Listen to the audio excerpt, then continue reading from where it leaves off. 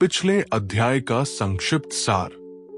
आरव मोरेटी ने उस रहस्यमयी अजनबी के साथ एक गुप्त ठिकाने में प्रवेश किया, जहां उसे पता चला कि उसकी बहन मेलिसा मोरेटी एक गुप्त संगठन का हिस्सा बन चुकी है।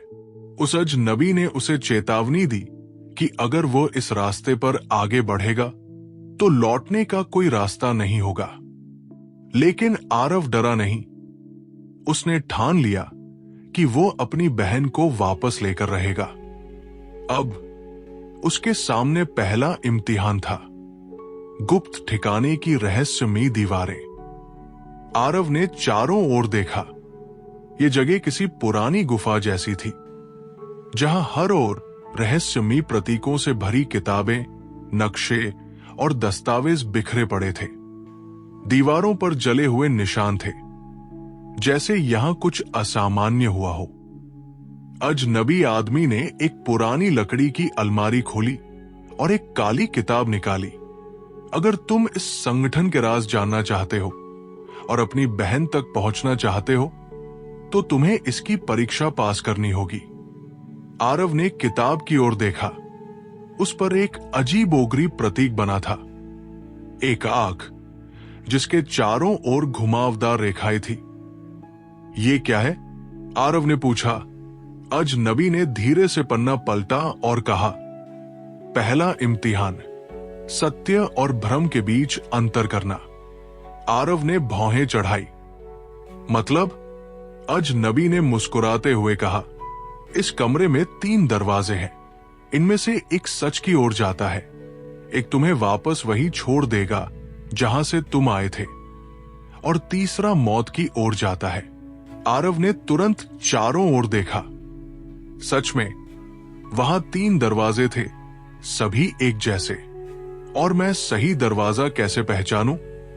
अजनबी ने रहस्यमयी आवाज में कहा, सुनो, महसूस करो और फैसला करो। आरव को अब अपने दिमाग और इंद्रियों का इस्तेमाल करना था। पहला दरवाजा।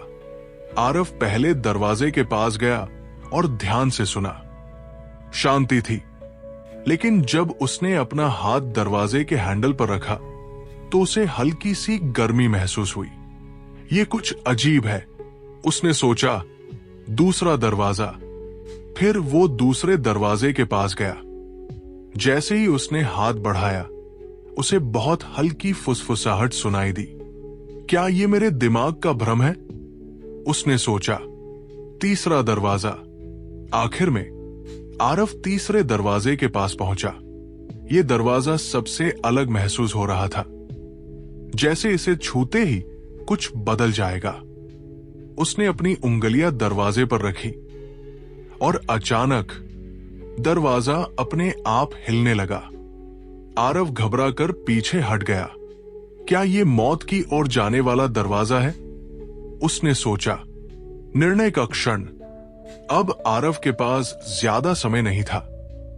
उसे सही दरवाजा चुनना था। उसने दोबारा सोचा। पहला दरवाजा गर्म था, यह सामान्य नहीं था। दूसरे दरवाजे से हल्की फुसफुसाहट आ रही थी, लेकिन क्यों? तीसरा दरवाजा अपने आप हिल रहा था। यह निश्चित रूप से खतरनाक लग रहा था। आरव ने गहरी सांस ली। अगर यह भ्रम और सत्य का इम्तिहान है तो मुझे अपनी सोच पर भरोसा करना होगा। फिर उसने धीरे से दूसरे दरवाजे का हैंडल पकड़ा और उसे घुमा दिया। दरवाजा खुल गया। सत्य का द्वार। आरव जैसे ही अंदर गया, उसे महसूस हुआ कि वो अब एक और जगह पर खड़ा है। ये एक अंधेरा कमरा था, जहां सिर्फ एक मेज रखी थी। उस मेज पर एक संदूक रखा था। अजनबी आदमी उसके पीछे आ गया। बधाई हो, तुमने पहला इम्तिहान पास कर लिया। आरव ने राहत की सांस ली। तो अब क्या? अजनबी ने संदूक की ओर इशारा किया। अब तुम्हें इसे खोलना होगा। आरव ने धीरे से संदूक खोला। अंदर एक प्राचीन पत्र रखा था। उसने पत्र उठाया और पढ़ा। अगर तुम इस जगह तक पहुंचे हो तो इसका मतलब है कि तुमने पहला कदम उठा लिया है। लेकिन याद रखना, सत्य हमेशा वो नहीं होता जो दिखता है। आगे बढ़ो, लेकिन अपनी आंखें हमेशा खुली रखो। तुम्हारी बहन अब तुम्हारे इंतजार में नहीं है, वो एक नए रास्ते पर चल पड़ी है। क्या तुम उसे वापस ला पाओगे? आरव की आंखें चौड़ी हो गई। मतलब मेलिसा अब भी जिंदा है, लेकिन वो बदल चुकी है। अजनबी आदमी मुस्कुराया। अब तुम्हें अपने अगले कदम के लिए तैयार रहना होगा। आरव की मुट्ठियां भिंच गई। मैं उसे वापस लाकर रहूंगा। मैं चला सपनों के परे भी है एक नई दिशा। जादू की लकीरें तकदीर का खेल, क्या मैं ही हूँ सच्चाई का मैं?